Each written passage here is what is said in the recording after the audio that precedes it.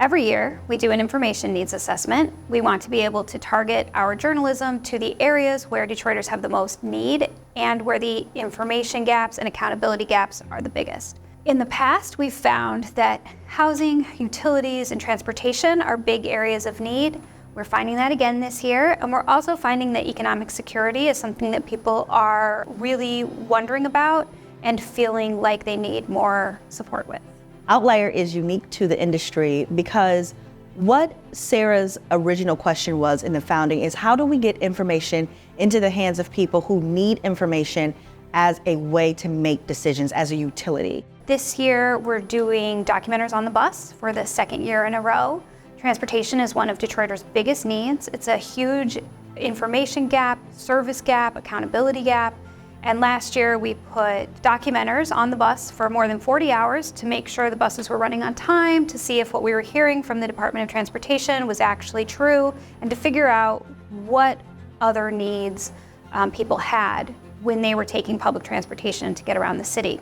We've been able to do a lot of pretty amazing things in 2023, especially for a newsroom of our size. We brought in a science reporter who's really helping us understand some of the more sciencey angles of the issues that Detroiters want and need information around. So I cover science in Detroit. It's both really specific, has to matter to Detroiters, and really broad. It can be any area of science, environmental issues, research that's being done in the city. I recently wrote a little bit about innovations in fashion. So you cast a wide net, anything that serves Detroiters. So whether that's air quality, whether that's safety, whether that's sickle cell disease, it's really wonderful to have somebody who can provide the kind of information that people really need in order to make good choices. We run a text message service, and we text with people every day to try to connect them to the resources and information that they personally need. So my current role is the culture and community reporter at Outlier. That's covering all the cool things that Detroiters are doing around the city. But I'm also doing a lot of other reporting. So I cover the Detroit Department of Transportation issues, but also things like biking and walking safety in the city. And then most recently, I've been covering the UAW strike. We've used the SMS system to come up with a lot of our story ideas to kind of position ourselves. So, Detroiters can text Detroit to 67485 and ask any questions they had about any of the strikes going on. And that's how we got our story ideas. Like, we wrote a story about donations, and that came from somebody asking about it, a story about the future of people's jobs, things like that. So it was really great. We've had a lot of individual impacts within that system. We have helped people avoid tax foreclosure. We have helped people navigate utility shutoffs. We have helped people find food. We have helped people get questions that they have about the strikes that have been happening in Detroit answered. We also have had some impact with the investigations that we've done. Sometimes information is not enough. Sometimes there's a real systems change that is needed. And while reporting will not do all of that, it is a part of it. And that is exactly how journalism should be utilized. It is a service. It is a record of history, but it also should be a service to the folks in our communities, particularly local journalism.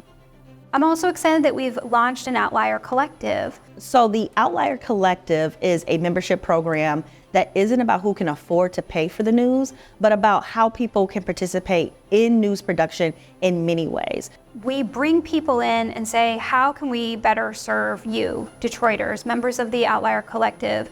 So there are people who pay to become members of the collective, and they pay $5 a month, $10 a month, whatever that looks like. But then there are people who maybe at this time can't afford to pay for journalism, but also there are people that maybe we need to make a stronger case for why they should be paying for news. And so they can join the membership program and take advantage of the exact same perks as our paying members, but maybe they give us a little bit more information about their experience in Detroit. Perhaps they can volunteer with us. There are other ways that people can bring value to our organization beyond the dollars in their pockets, though we do appreciate those who share their dollars with us. We really want to serve, and that's our first goal.